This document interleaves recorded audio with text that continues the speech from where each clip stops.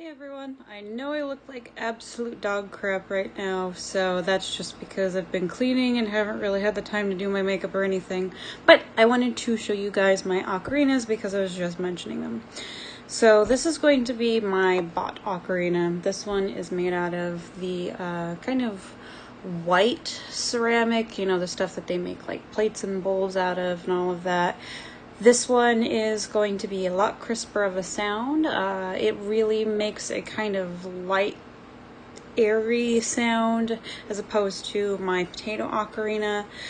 The potato ocarina is the one that I made in ceramics class. This one was my own design. I figured out how to make the mouthpiece right here, and I think that was probably the hardest part, was the creation of that wind channel. I had to watch and look online to figure out how to split the wind.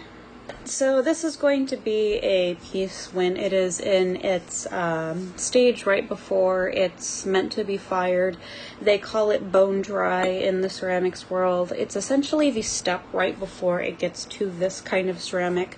This one is what you would akin more close to glass.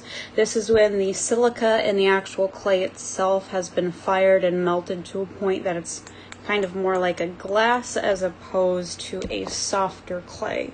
This is one of the reasons why it's one of my most prized possessions, the fact that I put a lot of effort into this one, and it took me a while to figure out how to make that mouthpiece itself.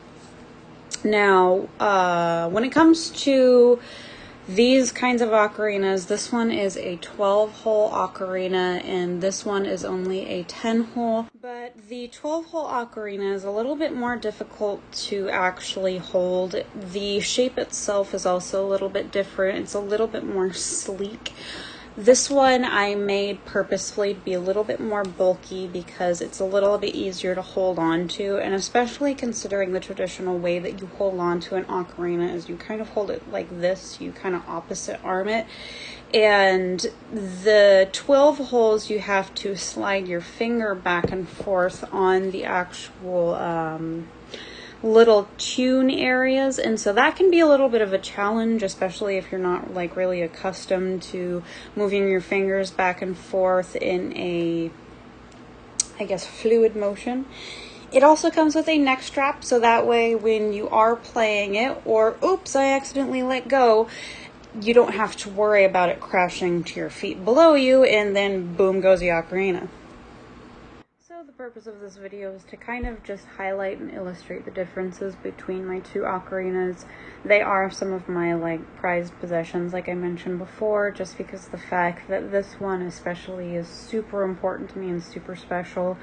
It's followed me ever since high school, and the amount of effort and time that I put into it was just staggering. So this is kind of why it's a little bit important to me, even though it kind of looks like a potato, ha! Between the two ocarinas, you're going to hear a pretty distinct difference between the way the sound travels through the actual material of each ocarina.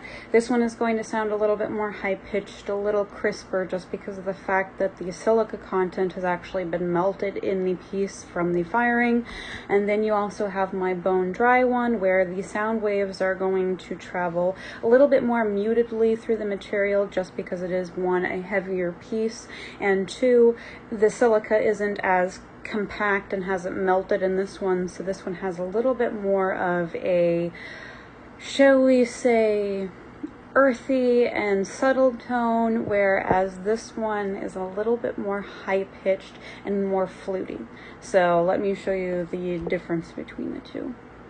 So the first one I'm going to start off with is going to be the store-bought ocarina. I don't know how to play this one as well as my potato ocarina, so no really nice songs from this one, but let me just give you a little tester.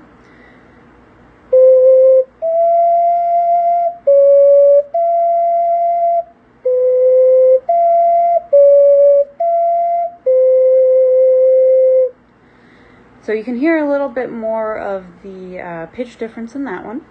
And finally, the one that I absolutely love, just because it's a labor of love, and that one is my potato ocarina. I love this thing so much. It's so near and dear to my heart. Anyway, so this is what this one sounds like.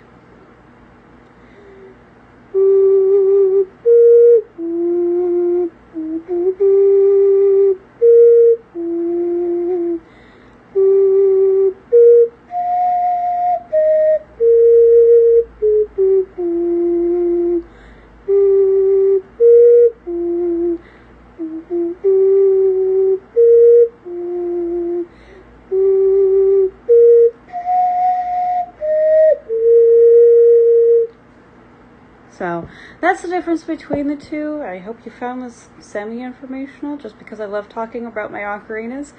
And yeah. Anyway, thank you so much for tuning in with me today. I hope you found it really fun and informative. I definitely love rambling on about my ocarinas because, you know, pretty important to me. But I hope you guys have a good rest of your day. Hopefully I can start pushing out a little bit more content soon. And yeah, we'll see you around. Peace.